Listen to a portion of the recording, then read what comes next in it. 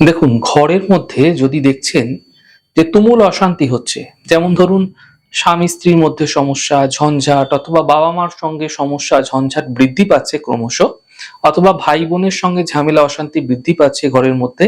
মানে কি হচ্ছে, বাড়ির মধ্যে একটা ভীষণ অশান্ত পরিবেশ তৈরি হয়ে গেছে। শুধু তাই নয়, তাছাড়া বাইরের লোক এসেও বাড়িতে অশান্তি করছে, পরিবারের মধ্যে জ্ঞাতিদের মধ্যে কেউ অশান্তি করেই যাচ্ছে। তাহলে একটা সহজ উপায় আমি আপনাদের জানাচ্ছি। অশান্ত মহলটাকে সর্বদা শান্ত করে রাখতে হবে, না হলে ঘরের মধ্যে কিন্তু দারিদ্রতা চলে আসে। কারণ এতে রাহুর উপদ্রব বৃদ্ধি পায়, রাহুর প্রভাব বৃদ্ধি পায়। রাহুর অশুভ প্রভাবের কারণে কিন্তু দারিদ্রতা বৃদ্ধি পেতেও দেখা যায়।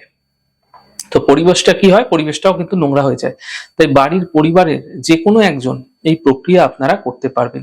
আগামী মঙ্গলবার 24শে মার্চ অর্থাৎ পরশুদিন, তার পরের দিন থেকে আপনারা টানা 43 দিন এই প্রক্রিয়াটি আপনাকে করতে হবে। কি করবেন?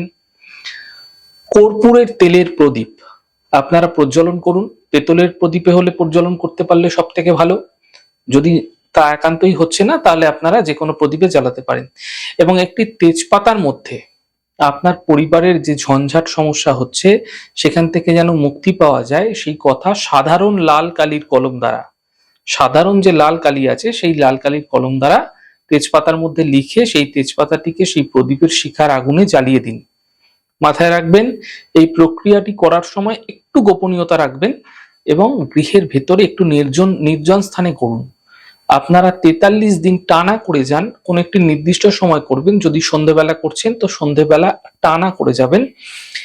প্রত্যেকটা দিন একই সময়, নির্দিষ্ট সময় করার চেষ্টা করবেন। যদি সন্ধ্যেবেলা 7টায় করছেন তো 7টাতেই করার চেষ্টা করবেন।